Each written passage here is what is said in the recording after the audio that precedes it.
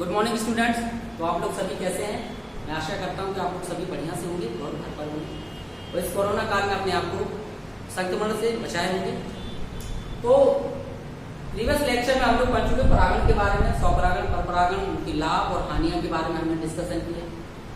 आज हम लोग पढ़ेंगे नेक्स्ट हमारा जो टॉपिक होगा वो निषेचन, फर्टिलाइजेशन। तो पौधों में फर्टिलाइजेशन की प्रक्रिया कैसे होती है उसके बारे में पढ़ेंगे। तो पहले तो पढ़ते हैं कि फर्टिलाइजेशन होता क्या है। तो आपने देखा होगा कि नर जननांग क्या बनाते हैं, नर युग्मक बनाते हैं, मादा जननांग क्या बनाते हैं, आपके मादा युग्मक बनाते हैं। तो नर और मादा युग्मकों के संयोजन से, संयोजन को ही क्या बोलते हैं, निषेचन बोलते हैं।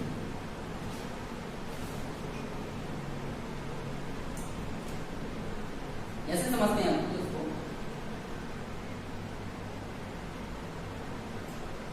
नर जननांग और नेक्स्ट दूसरा है आपका मादा जननांग।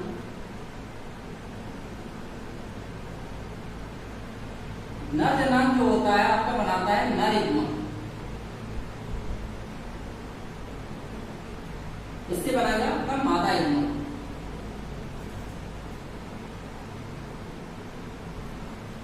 इन दोनों के फ्यूजन से, ठीक है, इन दोनों के किससे संयोजन से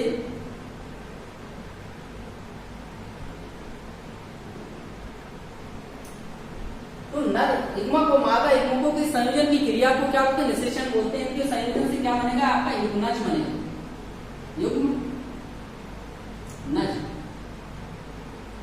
युग्मनज से क्या बनता है आपका भ्रूण, और भ्रूण से बनता है आपका नई संतान की उत्पत्ति होती है, ठीक है।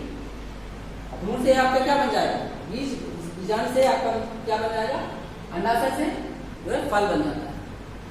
तो इस तरह से यानी कि नर युग्मक और मादा युग्मक के संयोजन से की क्रिया को ही, नर और मादा युग्मक की संयोजन की क्रिया को ही क्या बोलते हैं, निषेचन कहते हैं, ठीक है। तो ये हमारा निषेचन, यानी कि नर युग्मक और मादा युग्मक के संयोजन की क्रिया को बोलते हैं हम निषेचन, यानी कि फर्टिलाइजेशन। तो ये हमारा हो गया निषेचन के बारे में। नेक्स्ट इसको सबसे प्रथम, अब इसको खोजा किसने है,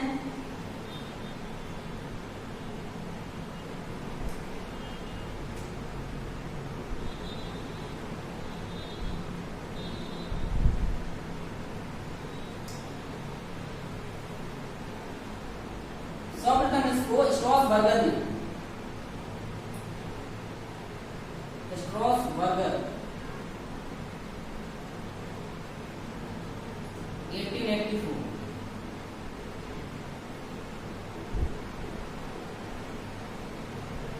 तो सर्वप्रथम स्ट्रॉसबर्गर ने निषेचन शब्द जो है, निषेचन की खोज की, निषेचन की घटना की। सर्वप्रथम इन्होंने निषेचन की घटना के बारे में बताया 1884 में। 1884 में स्ट्रॉसबर्गर नामक वैज्ञानिक ने निषेचन की घटना को बताया, पेड़ पौधों में निषेचन की घटना को बताया।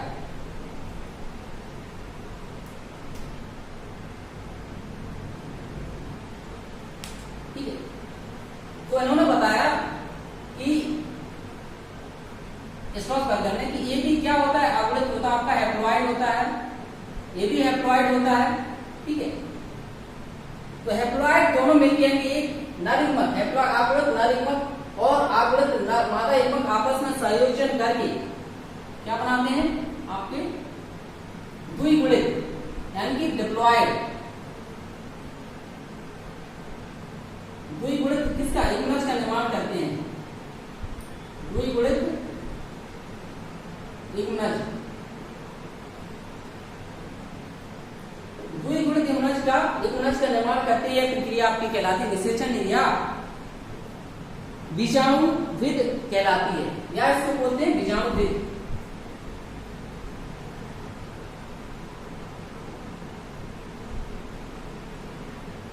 ठीक है, तो उन्होंने जो स्ट्रॉसबर्गर ने 1884 में निषेचन की घटना को बताया। उन्होंने कहा कि आगुड़ित नर युग्मक और आगुड़ित मादा युग्मक आपस में संयोजन करके द्विगुणित युग्मनज का निर्माण करते हैं। इस प्रक्रिया को उन्होंने बीजाणुविद या निषेचन कहा। ठीक, अब पेड़ पौधों में किस तरह से होती है उसके बारे में हम लोग पढ़ेंगे ब्रीफली।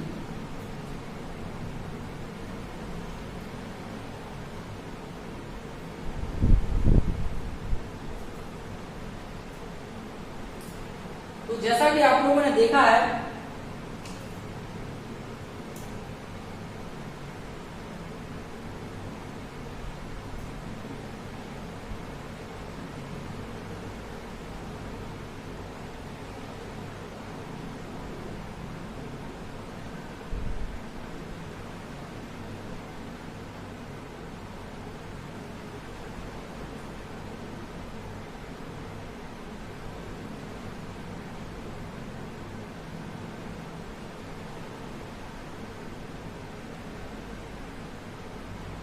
ठीक है।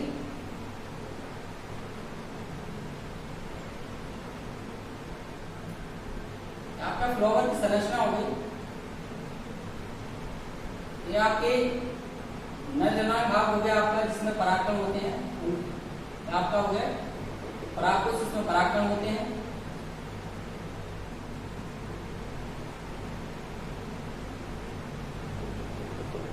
ठीक है। क्या होता है कि जब ड्यूरिंग पॉलिनेशन के टाइम, पॉलिनेशन के टाइम जो होते परागकण होते हैं आपके क्या वर्तिका के ऊपर आ जाते हैं। ठीक है, वर्तिका के ऊपर आपके ये चिपक जाते हैं, वर्तिका चिपक जाते हैं, तो ये उन्हीं को एक्सपेक्ट करते हैं, तो उन्हीं की जाति के होते हैं, उन्हीं को स्वीकार करते हैं, तो उन्हीं की जाति के होते हैं। तो इनमें केमिकल रसायन पदार्थ होता है, ये पहचान लेता है कि उनकी जाति का है कि नहीं है। ठीक है। और ये जब परागण जब परागकोश में परागण आपके सही से निचोड़ हो गया, परिपक्व होने के बाद वर्तिका पर पहुंचते हैं, तो वर्तिका पहचान जाती है कि उसी जाति की दूसरी जाति की, तो ये अंकुरण होने लगता है। अंकुरण होता है तो आपने देखा होगा, मैंने परागकण की आपको संरचना बनाई थी, इस तरह से दी आपकी।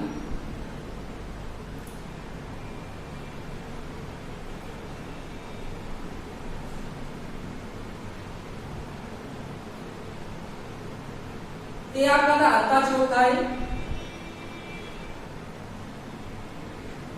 आपने देखा होगा कि अंताचोर है। ये आपका बाहरी छोर था,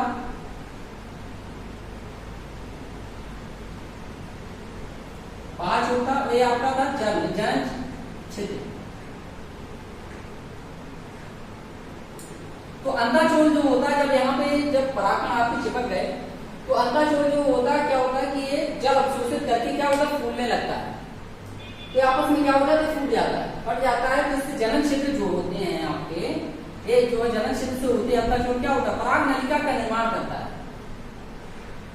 ये जब अंकुरित होने लगता है तो ये पराग नलिका का निर्माण करता है। पराग नलिका जनन क्षेत्र से होती है, अंताचोर क्या करता है पराग नलिका जो होती है अंताचोर से बढ़कर पराग नलिका से जनन क्षेत्र से निकलता हुआ, जनन क्षेत्र से निकलकर कहाँ आ जाता है पराग नलिका का निर्माण करता है। ये आपको पराग नलिका बन गई।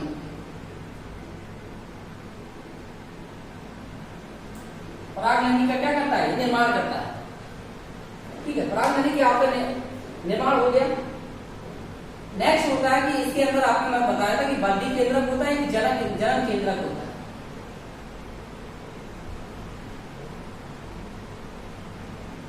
बल्दी केंद्रक होता है, एक होता है जनन केंद्रक। जनन केंद्रक पता डिवीजन करके दो नारीगुणक बनाता है। क्या बनाता है, दो नारीगुणक। ये आपकी नारीगुणक बन गई। मैं कैमिल बोलते हैं इंग्लिश में। तो दो नारीगुणक आपके बन गए। ठीक है, तो ये दो नारीगुणक जो होते हैं यहाँ रहते हैं इस पराग नलिका से होते हुए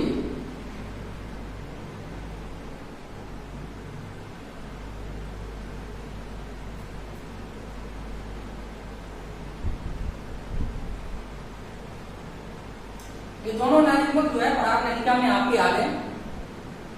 मादा जो नारीगुणक होते हैं वो साइज में क्या होते हैं, छोटे होते हैं, स्मॉल होते हैं। और जो मादा युग्मक होता है साइज में क्या होते हैं, बड़े होते हैं, आकार में क्या होते हैं, बड़े होते हैं। नर युग्मक साइज में छोटे होते हैं और जो मादा युग्मक होते हैं वो साइज में क्या होते हैं, बड़े होते हैं आपके। तो मैंने जैसा कि बताया कि जो जनन केंद्रक होता है डिवीजन करके दो नारीगुणक बनाता है, दो। ठीक है, दो नारीगुणक इसने बनाए, दोनों नारीगुणक पराग नलिका से होते हुए कहाँ आ गए, यहाँ आ गया, इसमें आ गए, भ्रूण कोश के अंदर चले गए। बीजांड से होते हुए कहाँ चले गए, भ्रूण कोश में। ठीक है, भ्रूण कोश के अंदर चले गए। अब भ्रूण कोश का आपने भ्रूण कोश का स्ट्रक्चर देखा होगा, मैं उसको आप फिर से बनाता हूं। अलग से इसका स्ट्रक्चर हम बनाते हैं यहाँ पे, ठीक है। इसको आप देखिए, यहीं पे इंटरेस्टिंग होता है थोड़ा सा, इसको आपको समझना पड़ेगा। ठीक है, इस तरह से होता है आपका। ये आपका होती है अन्य कोशिका।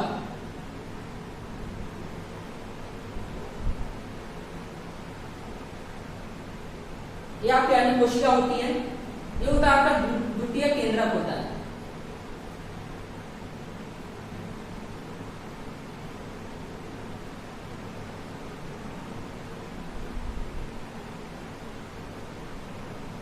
द्वितीय केंद्रक होता है, ठीक है। तो होता क्या है कि जो दो नार्व आपके इसके अंदर प्रवेश किए, जब बीजांड के अंदर आपके प्रवेश हो गए, तो भ्रूण कोश के अंदर आप भ्रूण कोश के अंदर जब पहुंचे, भ्रूण कोश के अंदर पहुंचकर एक नार्वमक जो होता है इस भर्ती यानी द्वितीय केंद्रक से क्या करता है, फ्यूजन करता है। एक नार्वमक ये नार्वमक आके क्या करता है आपका, यहाँ दोनों नार्वमक जब आ गए आपके दोनों नार्वमक पहुंच गए, तो क्या करते हैं कि इससे जो है फ्यूजन करते हैं किस द्वितीय केंद्रक से। एक नार्वमक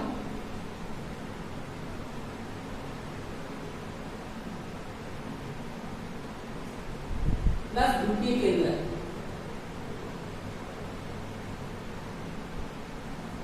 ये आपस में फ्यूज करके यानी कि संलयन करके, संलयन फ्यूजन कर देते हैं, संलयन हो जाता है दोनों के बीच में, क्या हो जाता है, संलयन हो जाता है, ठीक है। तो इसके फलस्वरूप क्या बनता है आपका, प्राथमिक भ्रूण कोश केंद्रक बन जाता है, ठीक है। प्राइमरी एंडोस्पर्म न्यूक्लियस का निर्माण होता है। दोनों के एक नार्वमक और द्वितीय केंद्रक का आपस में फ्यूजन जब फ्यूजन होता है तो बनता है आपका प्राथमिक भ्रूण कोश केंद्रक का निर्माण होता है, ठीक है।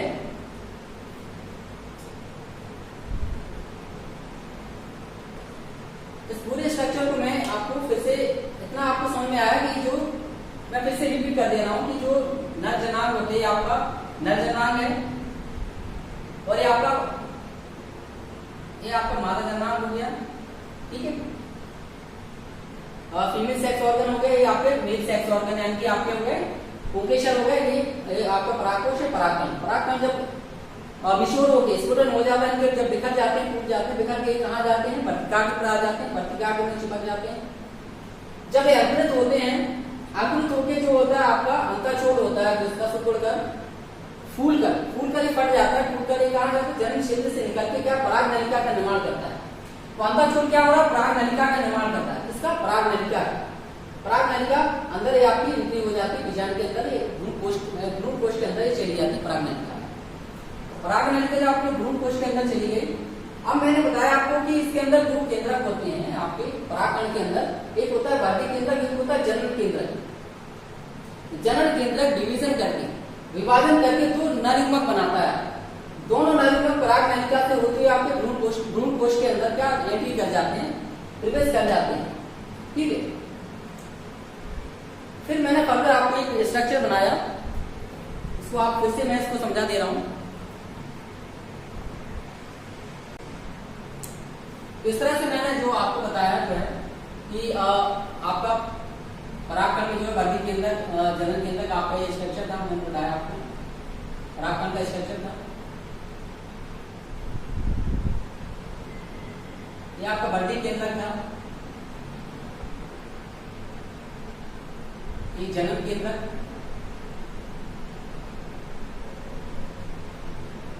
जनन केंद्रक डिवीजन करके दो नार्वमक बनाता है बाद में। जो नार्वमक जो है जब अंकाछोड़ जो है पराग नलिका का निर्माण करता है, बाद में जनन केंद्रक डिवीजन करके दो नार्वमक बना के कहाँ चला जाता है, आपका बीजांड के अंदर प्रवेश कर जाता है। अब बीजांड के अंदर की आप एक्टिविटी देखिए कि अंदर क्या हो रहा है। दोनों नार्वमक बीजांड के अंदर प्रवेश कर गए। आपने देखा होगा कि बीजांड की संरचना देखी होगी, बीजांड के अंदर जो है प्रवेश हो गया इसका। एक नार्वमक, ये आपका द्वितीय नार्वमक, ये द्वितीय केंद्रक है।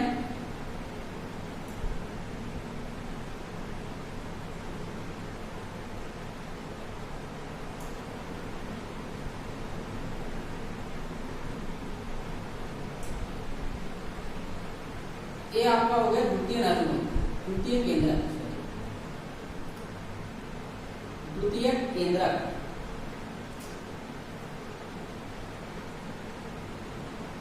ये कैसा होता है आपका? डिप्लॉयड होता है, द्विगुणित होता है। और जो नलिकामक होते हैं एप्लॉयड होते हैं, यानी आगुणित होते हैं। तो दोनों जो नलिकामक हैं आपके, एक नलिकामक ए, एक आपका ए, ठीक है, ये दोनों क्या है? एप्लॉयड है आपके, आगुणित है, ठीक है। नलिकामक, ये भी नलिकामक। तो ये जो नलिकामक है, एक नलिकामक द्वितीय केंद्रक से फ्यूजन करके, इससे क्या करेगा? फ्यूजन करके क्या बनाएगा? संलयन करके, ये दोनों संलयन करके, आपकी संलयन की एक्टिविटी करके प्राथमिक भ्रूण कोश केंद्रक बनाता है, प्राथमिक भ्रूण कोश केंद्रक बनाता है, जो कि क्या होता है? ट्रिप्लॉयड होता है, ठीक है। यानी एक नलिकामक, एक नलिकामक मिलेगी, एक नलिकामक द्वितीय केंद्रक से फ्यूजन करके, संलयन करके प्राथमिक भ्रूण कोश केंद्र का निर्माण करता है। और ये एप्लॉयड आपका था, क्या एप्लॉयड था? आगुणित था, ये द्विगुणित था। आगुणित और द्विगुणित मिलकर क्या बना? त्रिगुणित हो जाते हैं। इसी प्रोसेस को बोलते हैं त्रिक संलयन।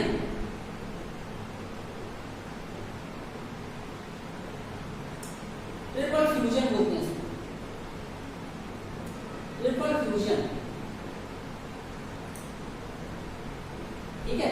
ये आपका होगा त्रिक संलयन। तो एक नलिकामक द्वितीय केंद्रक से मिलकर क्या बनाता है? प्राथमिक भ्रूण कोश केंद्रक बनाता है, जो कि ट्रिप्लॉयड होता है। इसी प्रोसेस को बोलते हैं त्रिक संलयन, ठीक है। और एक ये जो दूसरा नलिकामक है आपका अंडकोशिका, ये क्या है? अंडकोशिका है, यहां लिख दे रहा हूं, अंडकोशिका। ये भी आपकी एप्लॉयड होती है, आगुणित होती है। इस आगुणित नलिकामक से फ्यूजन करके ये दोनों आपस में फ्यूजन करके, यानी संलयन करके क्या बनाते हैं? द्विगुणित इग्नज बनाते हैं, द्विगुणित इग्नज। द्विगुणित इग्नज का क्या करते हैं? निर्माण करते हैं। तो ये होगा फर्टिलाइजेशन आपका। इसमें एक नलिकामक अंडकोशिका से मिलके, एप्लॉयड नलिकामक एप्लॉयड अंडकोशिका से मिलके द्विगुणित इग्नज का निर्माण करता है, फ्यूजन करके, ठीक है। फर्दर एज जो है क्या बनता है? आपका भ्रूण बन जाता है, जायगोट से भ्रूण बन गया, भ्रूण से आपका इसके बाद फर्दर क्या होता है? फल का निर्माण हो जाता है। और ये क्या करता है कि नलिकामक जो होता है, एक दूसरा नलिकामक द्वितीय केंद्रक से फ्यूजन करके क्या बनाता है? प्राथमिक भ्रूण कोश बनाता है। प्राथमिक भ्रूण कोश डेवलपमेंट करके फर्दर भ्रूण कोश बन जाता है, कंप्लीट भ्रूण कोश बन जाता है। ये भ्रूण कोश जो होता है, ठीक है, तो ये प्रोसेस हो गया। ये प्रोसेस क्या होगा? फर्टिलाइजेशन कितने बार हुआ? 2 बार हुआ।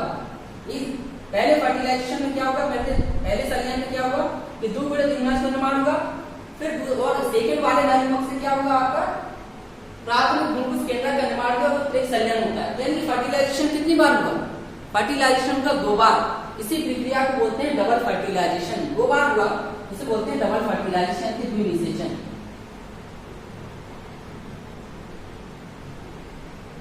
द्विनिषेचन यानी कि डबल फर्टिलाइजेशन।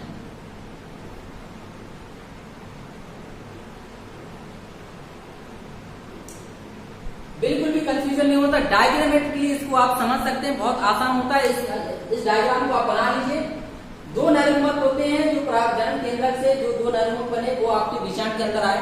पहले नलिकामक ने आपके अंडकोशिका से फ्यूजन किया तो बना आपका द्विगुणित इग्नज बना, वो फर्दर भ्रूण बन जाता है।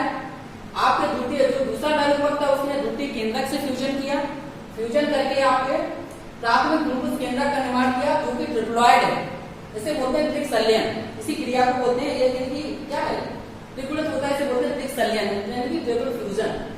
बाद में प्राथमिक भ्रूण कोश बन जाता है, ठीक है। तो ये प्रोसेस जो है 2 बार होता है। फर्टिलाइजेशन कितनी बार हुआ? 2 बार हुआ। इसे बोलते हैं डबल फर्टिलाइजेशन। और एक जो भ्रूणपोष होता है, आपके भ्रूण को क्या करता है? न्यूट्रिशन देता है। भ्रूणपोष जो होता है, जब ये भ्रूण डेवलपमेंट करता है तो इसको क्या करता है? न्यूट्रिशन देने का काम करता है। ठीक है। तो ये था पूरा आपका निषेचन डबल फर्टिलाइजेशन के बारे में बताया, इंट्रैक्शन हुआ जो पूरा आपको समझाया मैंने। आई होप कि आपको समझ में आया होगा। अगर समझ में ना आया तो आप कमेंट्स करिए, तो हो सकता मैं आपको फिर से, अगर आपको कोई डाउट है तो आप मुझसे आप फिर से पूछ सकते हैं इसके बारे में, कि आप मुझे, मैं इसको फिर से समझा दूंगा अगर आपको समझ में नहीं आए। मगर ये डायग्रामेटिकली आपको समझ में आएगा, उसको आप बढ़िया से एग्जाम टाइम में इसको डायग्राम बना के आप समझाएंगे तो बहुत बढ़िया से जो एग्जामिनर होगा उसको समझ में आएगा कि क्या हो रहा है, कौन सी घटना हो रही है, कैसे पेपर फ्यूजन हो रहा है, कैसे डबल आपका भ्रूण बन रहा है, इग्नस बन रहा है, डबल फर्टिलाइजेशन हो रहा है। तो डायग्रामेटिकली आपको बढ़िया से समझाएंगे तो बहुत एग्जामिनर पर बहुत इम्पैक्ट पड़ेगा इसका, वो आपको फुल मार्क्स देगा। डेफिनेशन भी आपको बस इसको समझाते हुए, डायग्राम को समझाते हुए लिखेंगे तो बहुत बढ़िया से समझ जाएगा, तो आपको रटने की आवश्यकता नहीं पड़ेगी, इसको रटना नहीं पड़ेगा। ठीक है। तो आज के लिए इतना काफी है। नेक्स्ट लेक्चर में आपको मैं इसको फिर से भी समझा दूंगा, उससे आगे फिर पढ़ाऊंगा जो निषेचन के बाद जो भी घटना होगी, डबल फर्टिलाइजेशन हो गया आपका और डबल फ्यूजन हो गया, इसके बाद फिर से हम आपको पढ़ाएंगे। तब तक के लिए आप लोग घर पे रहिए, नोट्स बनाइए।